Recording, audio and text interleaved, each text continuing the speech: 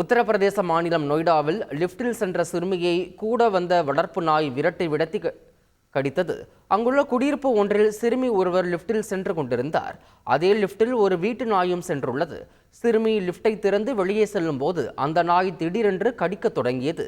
சிறுமி பயத்தில் அலற வெளியே இருந்த நபர் நாயை விரட்டியடித்தார். பிறகு லிப்ட் தானாக மூடிக்கொண்ட பிறகு அந்த சிறுமி லிப்டை திறந்தபோது மறுபடியும் அந்த நாய் சிறுமியை விரட்ட தொடங்கியது. இது தொடர்பான சிசிடிவி காட்சிகள் வெளியாகியுள்ளது.